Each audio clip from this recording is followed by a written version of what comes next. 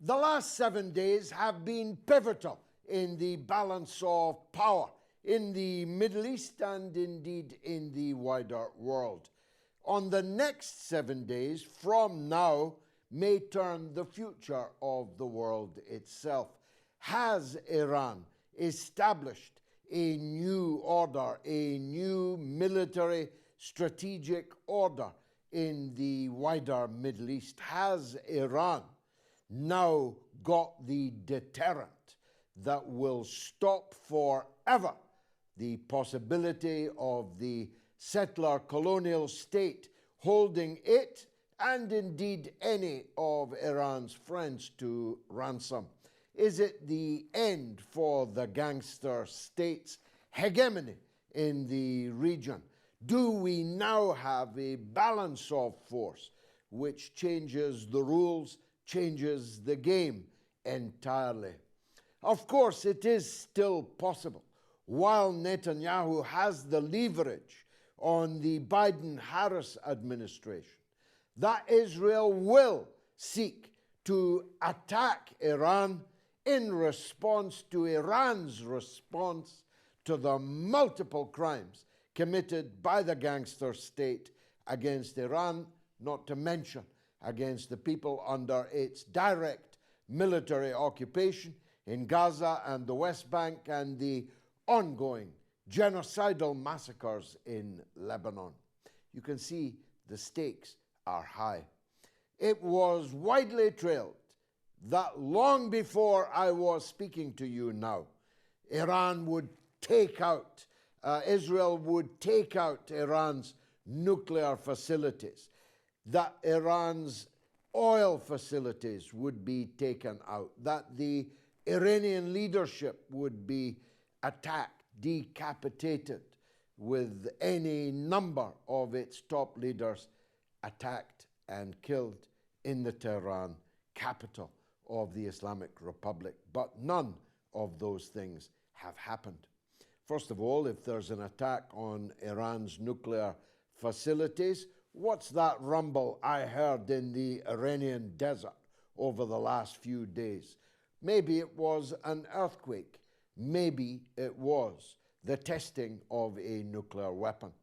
If it was the latter, a testing of a nuclear weapon, then very quickly that is miniaturized and put on the end of a hypersonic ballistic missile and its curtains, and not just for the gangster state, but for all of us potentially, because a nuclear conflagration must be avoided at all costs. Even the most slavish supporter of the gangster state cannot wish upon the entire region, the entire Mediterranean littoral, the entire Persian Gulf, which includes many of America's closest friends and allies, a nuclear ending to human life as we know it.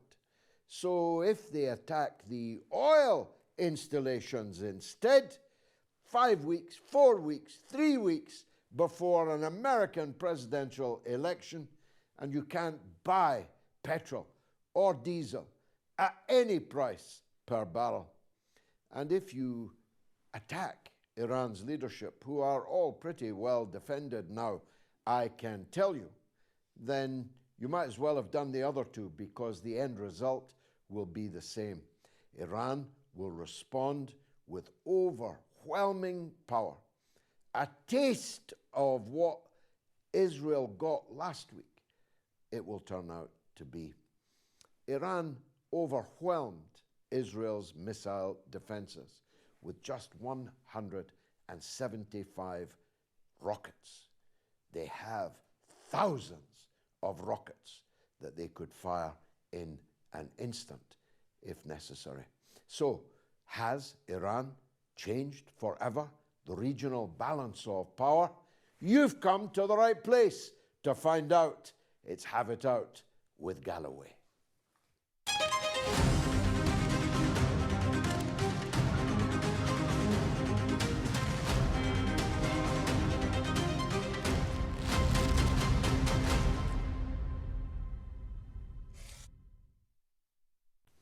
Dr. Denijal Jegic is a researcher, author, editor, and professor of communication and journalism based in Lebanon until last week when he had to leave for Barcelona. His research interests include post-colonialism in Palestine, Zionism, and Orientalism, as well as subaltern and third world resistance in arts and literature. He's currently researching on the imagination of Palestine in the European extreme right. Recent publications include his book, Trans-Intifada, The Politics and Poetics of Intersectional Resistance. That came out in 2019. He's a well-qualified guest to talk to this subject tonight. That is for sure. Professor, thanks for joining us on Have It Out with Galloway. You heard my summary of where we stand. Do you agree with it? How, if in any way, would you disagree with it? I completely agree. I think you outlined very well the current deterrence in the region, because what we've been seeing for the past 12 months, but also we could say for the past decades, is the Zionist colony spreading through its colonialism all sorts of violence in the region.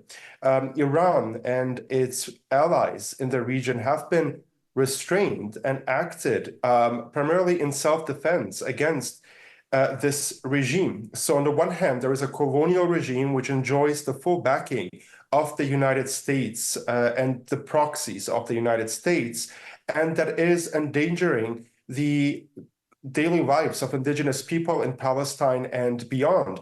The Lebanese resistance, as well as in Iran, have been very restrained and patient in their responses because unlike the Israeli regime, which continues to massacre civilians across the region, the resistance has been primarily targeting the military infrastructure of the regime and basically trying to prevent its further genocide that the Israeli regime has been committing. So I think the latest response and intervention from Iran has showed the Israelis that there will be consequences if they continue these atrocities. And what we've also seen in the last days are continuous responses from the Lebanese resistance, from Iraq, from Yemen, that are continuing to deter the Israeli regime, because all of this is, again, a result of an absence from the international, so-called international community to intervene into this brutal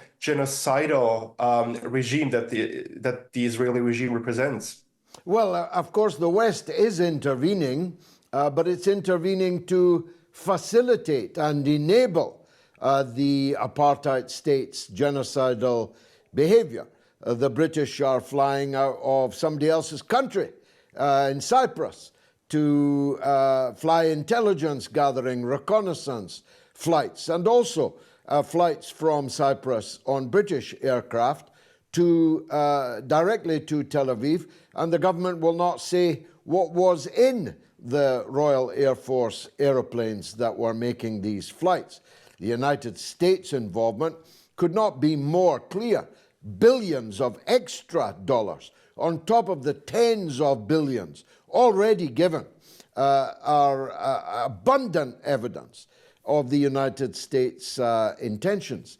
And whilst the President Biden, if he's still the president, who knows, least of all him, the President Biden is complaining that Netanyahu is not being grateful enough when he, Biden, has given Israel more than any other American president ever has. And as you rightly put it, the proxies of the United States in the so-called European Union, they're all up to their neck in the genocidal blood being shed.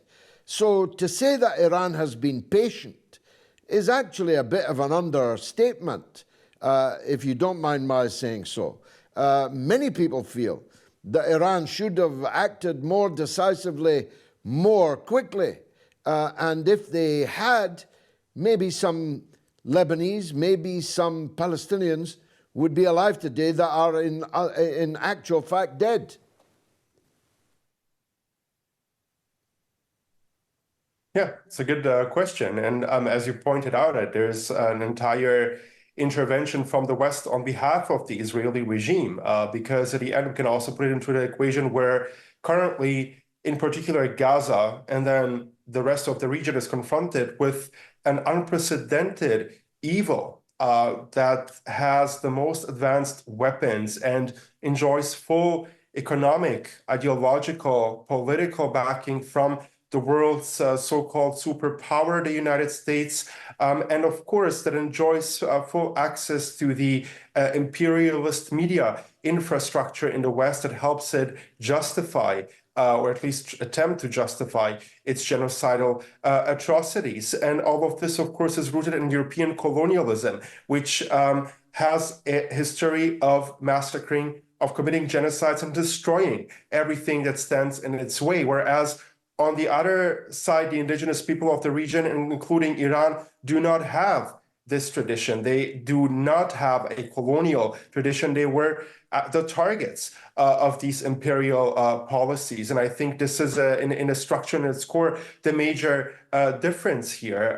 But absolutely, as you pointed out, saying that they have been patient is very well maybe an understatement, given that also in addition to the ongoing genocide since October 7. And this is not to say that anything started on October 7. Zionism emerged as a colonial movement more than a century ago, and the Nakba took place in 1948. But in addition to the current situation, Iran itself has, of course, been a target of economic warfare, of sanctions for more than 4 decades, with relentless efforts by the United States and all of its proxies to isolate Iran, to weaken it, to isolate it, and efforts that at times, especially in the political communication, have been rather ridiculous because they've been trying too hard. So yes, I completely agree with your categorization that saying that Iran has been patient, in fact, is an understatement. At the same time, of course, we need to keep in mind that Iran's foreign policy has been guided by a regard for the global south and the third world, and has also been guided by Islamic principles, which I think also we need to take into consideration when thinking about Iran's approach, because Iran does not have a history of targeting civilians and attacking them, unlike the West. So what I want to say is that the region, including Iran, is confronted with an unprecedented and very well-developed evil. And if we just look at the last days of Israeli atrocities that have been, again, intensifying in Gaza, in the West Bank, against Syria, and the continuous 24/7 bombardment of Lebanon, it is very difficult as humans when we think about what's the most evil one could imagine, and looking at the pictures of Israeli crimes across the region being live streamed, I would really say that this is unprecedented, including the usage of chemical weapons in the last days. Indeed so. Iran has suffered economic warfare on an extraordinary level, as you rightly say, but also targeted assassinations of its guests, its political figures, its academics, its scientists, and so on. Over years and years, the gangsters have been gunning people down and doing what they could to slow Iran's progress. But it's all over now, isn't it? Because they may have been laughing at Iran's relative quietude, but they're not laughing now, because even with conventional warheads, Iran overwhelmed Israel's defenses in the last week. And there was that ominous rumble in the Iranian desert, which may or may not signal a change in Iran's nuclear doctrine. What do you think? It is very well possible. And also here, Iran has been very restrained, especially when it comes to the nuclear program. It has sought this entire time to work in accordance, in a very peaceful way. But again, it is the West that has been unleashing all of these forms of violence. And Iran's response last week to the Israeli regime's ongoing crimes has, of course, overwhelmed the Israeli regime to an extent where the Israeli regime hasn't really, or has tried, at least in its public communication, to downplay the extent of damage that that has been done. And I think this is also something where we can see a very clear contradiction, where the Israeli regime tries, on the one hand, to present itself as very powerful, trying to intimidate its targets and victims, and at the same time itself trying to present itself as a victim to its Western audiences. I think Iran's response has been very clear, and more so, Iran has shown that it can do much more damage if it had to, and if the Tel Aviv regime continues. So at the same time, of course, what has been happening today and in the last days, the increased responses from Hezbollah and Yemen, of course, have as well caused a damage to the Israeli regime, also putting in question how and if the Israeli regime wants to attack Iran. Because for a couple of days now, there have been rumors, and of course, we need to keep in mind what is happening right now is also a media war, and a war where communication and public communication plays a very crucial role when it comes to strategically predicting and trying to intimidate and pursue certain responses, where the Israeli regime has been trying to somehow announce that it was going to attack Iran, but it hasn't been able to do that yet. And the question really is to what extent the Israeli regime would be able to do so. One thing is for sure, of course, the Netanyahu regime does not have doesn't probably even have the lives of the settler population as the concern. So there is a very unrestrained regime on the one hand, but of course Iran continues to pose the major danger to the regime, and also has been the major deterrence throughout the past decades. Well, yes, and of course, of the three potential areas of apartheid state response that I adumbrated earlier, all of them have very considerable downsides. An attack on Iran's nuclear program will beget an overwhelming Iranian response with conventional weapons that will destroy not just the remaining military architecture of the gangster state, but the civilian infrastructure. There'll be no water, no electricity. There will be nothing that will move within the state. It will no longer be a part of the modern world. If instead of 175 rockets, you get 1,750 rockets or 4,750 rockets, all of them hitting their target, all of them destroying things. The attack on Iranian oil industry facilities will bring about the end of all oil trade coming from that region, meaning that petrol and diesel for industrial and consumer use would cease immediately. We'd be back in 1973 plus, when the Saudi king announced an oil embargo, causing complete chaos in the Western economies. And ditto the third option of attacking Iran's leadership. Well, as Hezbollah are showing, however great the leader, the cause is greater than any leader. And Hezbollah are doing very well, when Israel must have imagined that they would have been stunned into insensibility by the massacre of so many of its leaders, including its preeminent leader, Said Hassan Nasrallah. Correct. And you pointed out so many important facts, and I want to stress the last point you mentioned. Absolutely, because the Israeli regime is a settler colonial regime whose main goal, and we can just put it very simply, is to remove the indigenous population.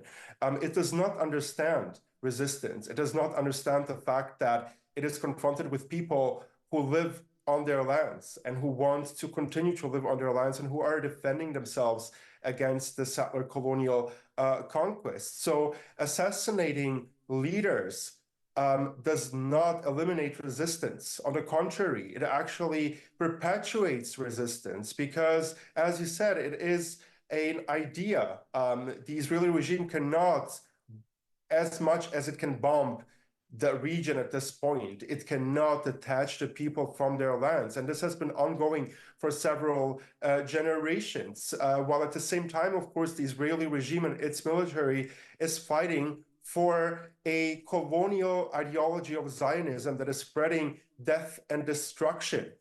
So I think when it comes to ideology and ideas, this is also what could eventually also lead to the downfall of the Israeli regime. Iran is a country of approximately 90 million people, and regime change incitement has been happening from the West throughout the past decades. And in addition to those this entire regime change propaganda being, as I said earlier, just ridiculous because the West does not understand. And when I say West, I also include the Zionist regime because it is part of the West, does not understand the cultures and histories of actual civilizations such as Iran, but it also thinks that it could bomb anyone into silence, not understanding that. And we could also add to that. I mean, if we look at the history of Palestine in particular, so many leaders of the resistance, of different resistance movements, religious, secular, Marxist, have been assassinated, imprisoned, have been held as political prisoners. There is still a Lebanese revolutionary political prisoner being held in a French prison since decades.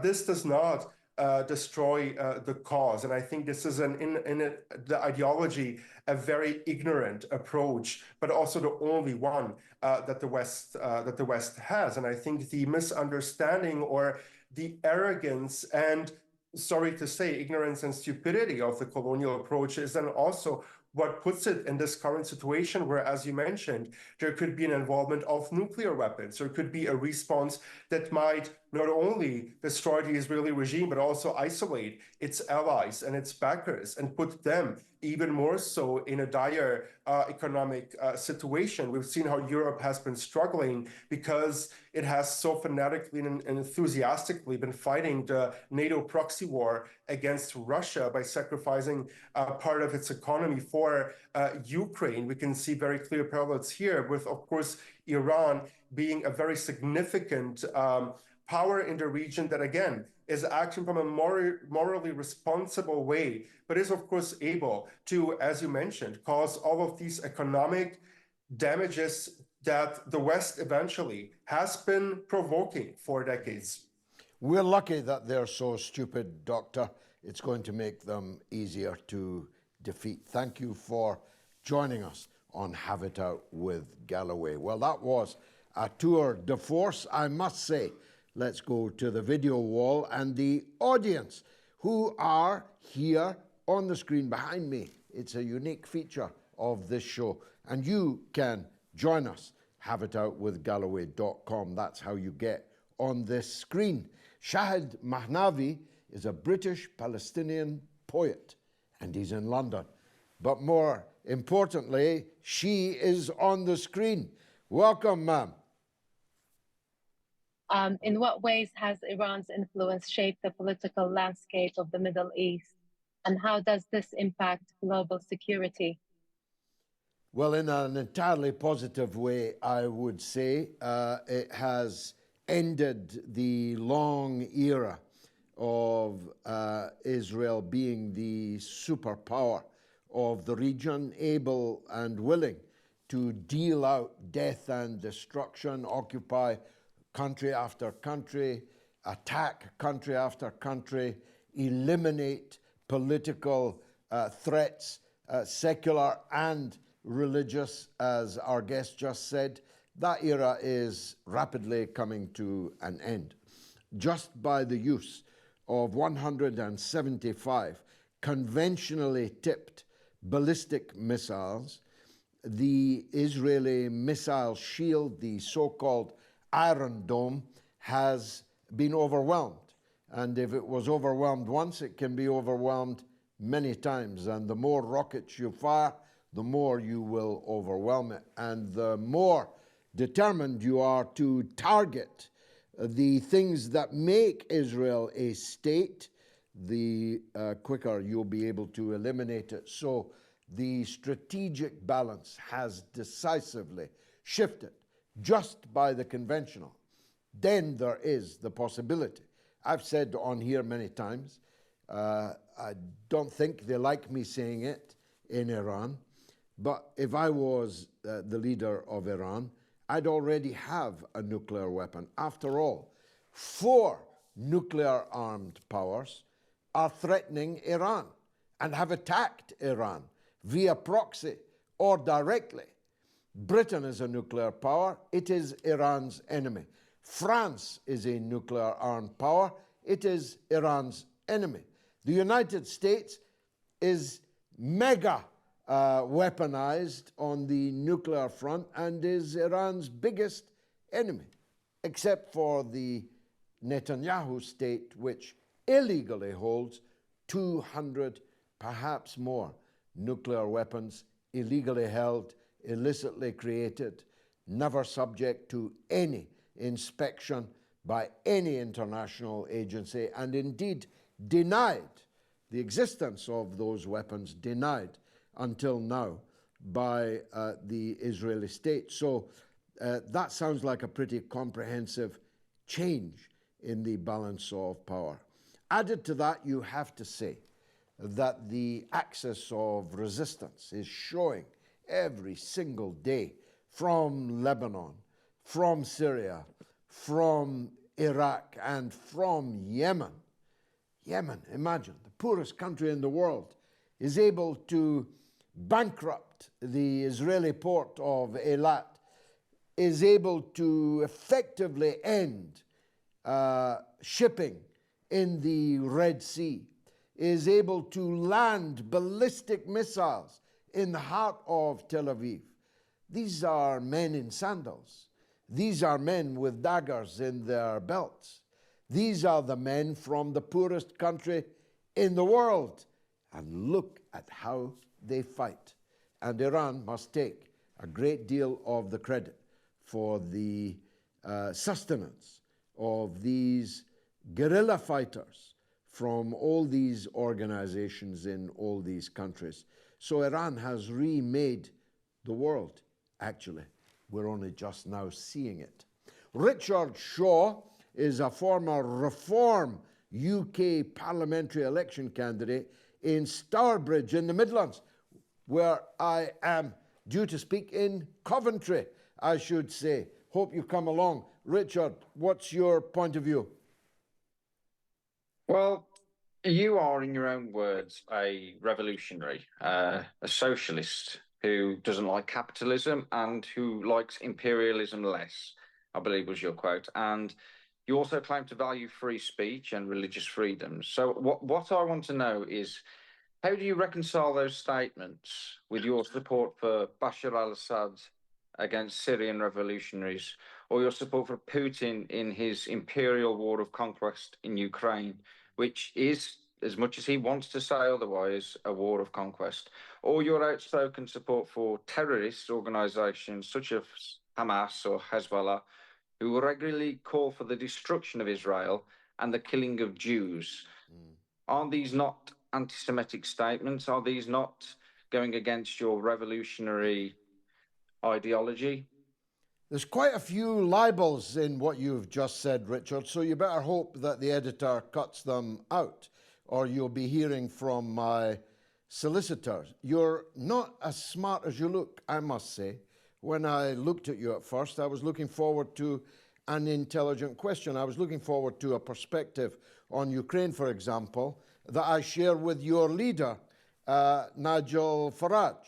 Nigel Farage's view on Ukraine is virtually identical to mine. So you might be hoping he doesn't see it for your parliamentary future. The idea that the resistance in Lebanon are terrorists, when it's the Israeli terrorists that are raining down death and destruction on the Lebanese, as they have done decade after decade after decade, is just particularly stupid and ignorant. I'm going to assume that you're not wicked. I therefore have to conclude that you are very, very stupid and ignorant. None of the things that you said is true, and you're a disgrace to Reform UK, and Nigel won't like what you had to say either. Let me advise you, if I may, about that. Ahmad Zulfikar is in Manchester. Let's hear from him. Ahmad, what's on your mind in Manchester? Hi, George. Can you hear me? Yes, the whole world's listening, watching. Great. Okay. So often when I hear about the reports from Iran and Israel and stuff like that, it's always the case that Iran seems to be only kind of retaliating after it's been poked and poked and poked. I mean, I'm all for peace. I'd love there to be peace in Israel, in Palestine, everywhere in the Middle East. But why don't Iran, I mean, they're at war basically with Israel. Why don't they get their retaliation in first? They kind of broadcast that we're going to retaliate. Israel has time to plan. US has time to plan for that. UK has time to plan for that.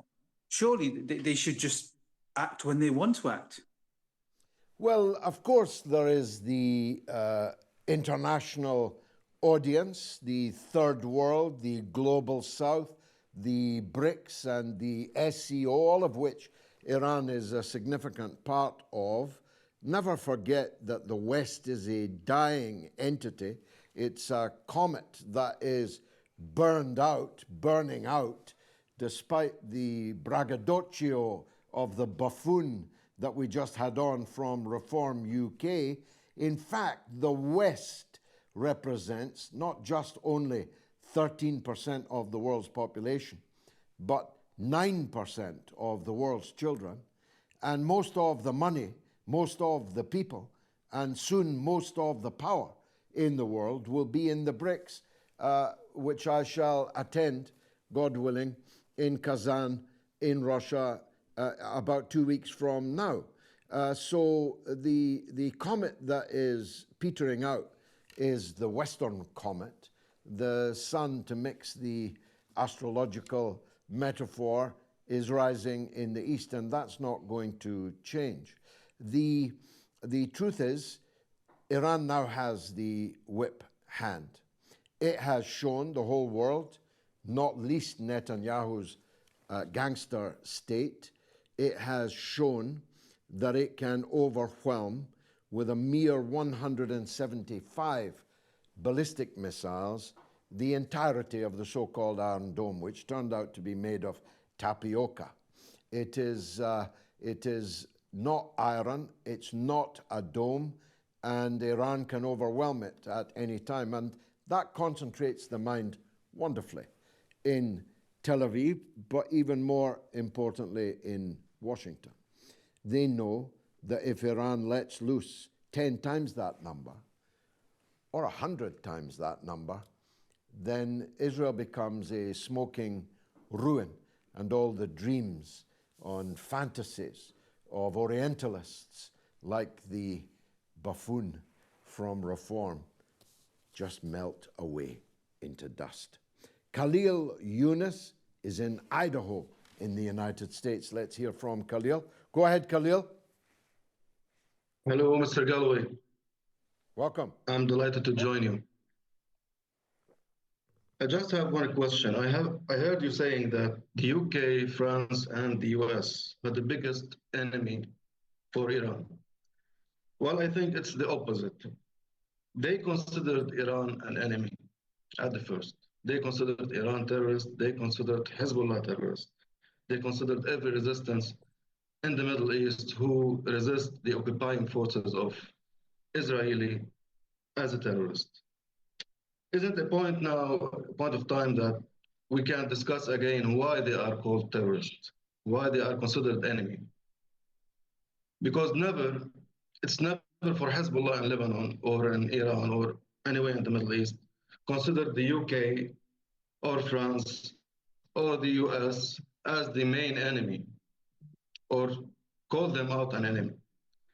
They always they always considered Israel as an enemy, and that's why they are doing what they are doing. What do you think of that? Well, look, I mean, it's a cliche because it's true. One man's terrorist is another man's freedom fighter. We heard the buffoon from Reform calling Hezbollah terrorists, but Hezbollah are a defense organization formed to repel and expel the terrorists from Israel who came and took their land and occupied it. I was there in Beirut in 1982 when Israel entered the country, and they did not leave until the year 2000 when Hezbollah drove them from their land. They were a resistance organization. Hitler called the French resistance terrorists. He said their actions to defend France, to expel the Nazi occupiers, were acts of terrorism. Do I have to explain that even further than that? One man's terrorist is another man's freedom fighter.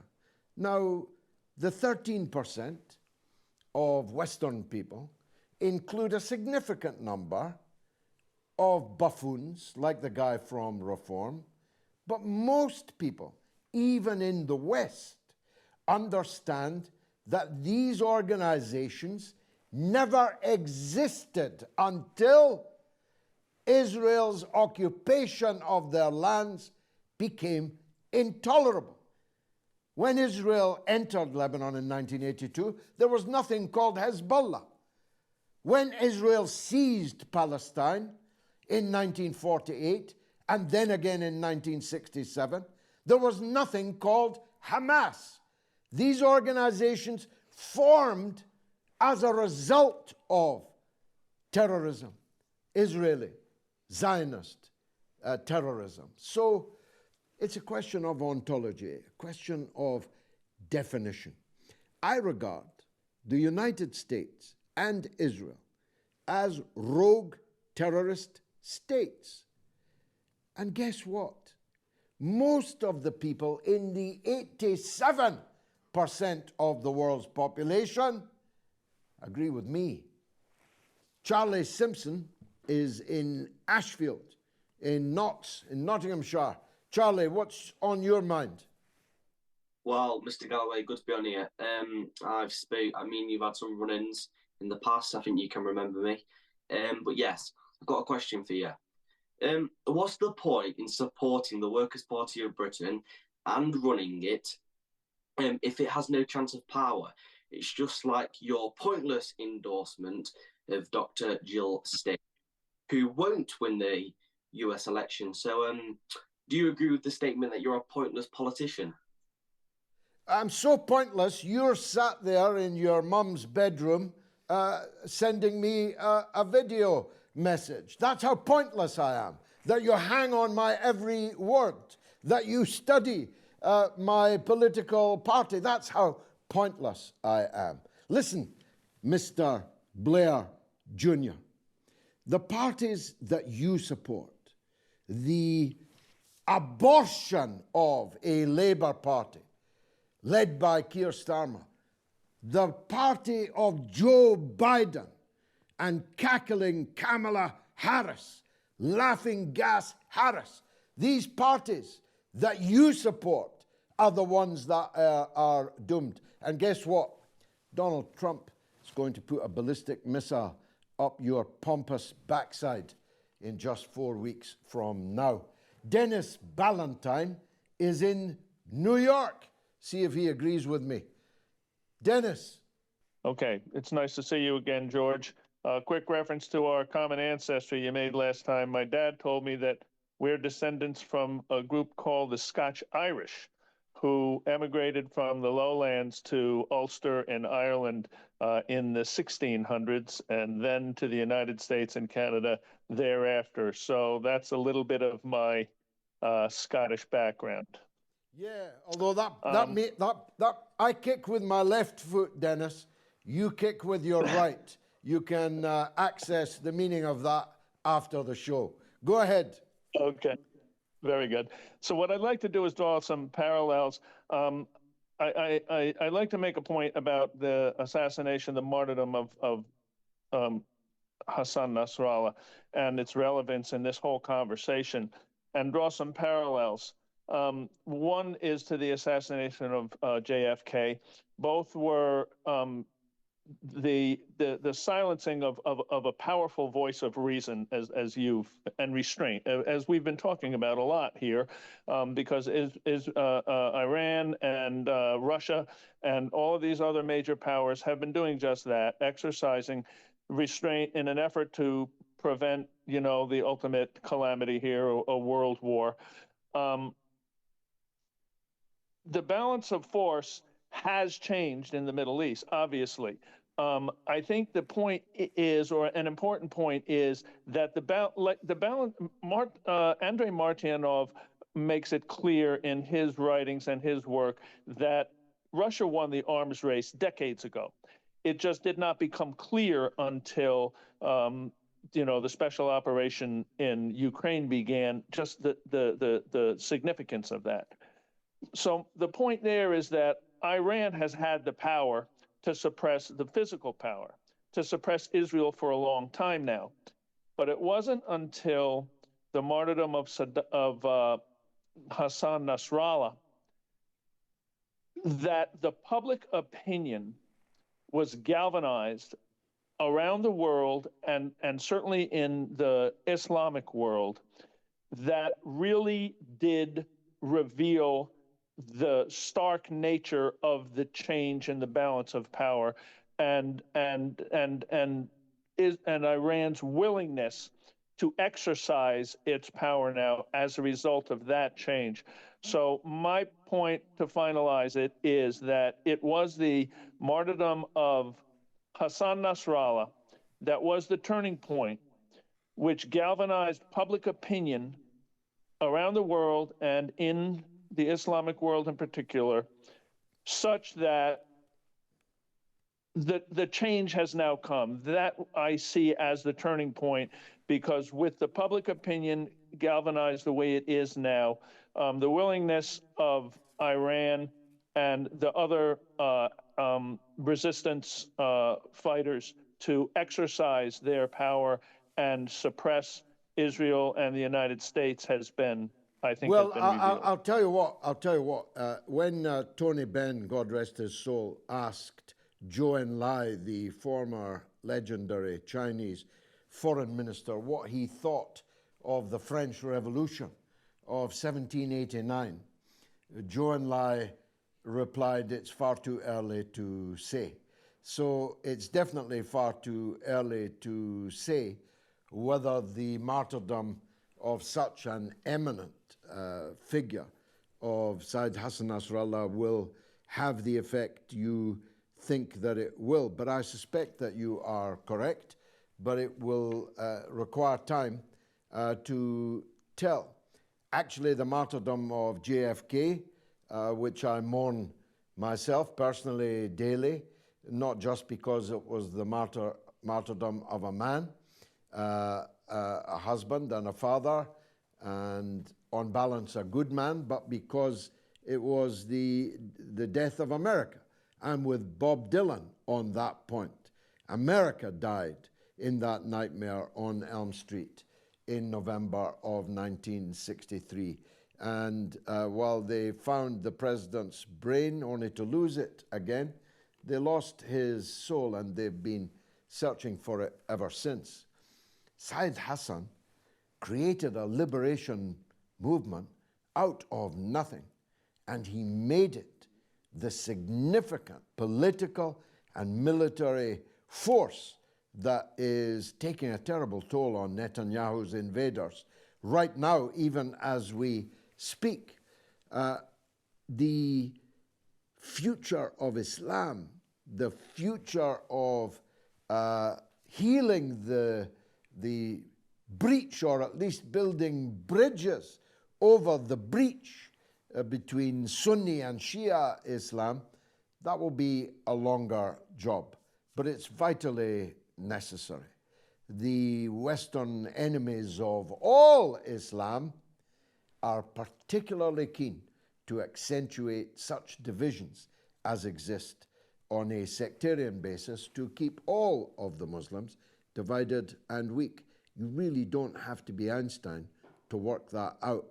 Look, Dylan is a YouTuber in Aylesbury, and he's got a question attached as video. Let's hear it. Hello, Mr. Galloway. I'm Dylan from Aylesbury, or better known as Paz49 off YouTube. And my question to you is this. Even though you've said you wouldn't vote for Hamas, then why on earth, exactly a year after they committed that horrible atrocity, killing innocent men, women and children, you're yet to condemn their actions? Why is that? Well, I so wish that you hadn't been such a gutless coward that you sent your question as a video. I so wish I'd have been able to look you in the eye live and answer your utterly twisted question. There's been an October 7th, every October 7th, for 76 years.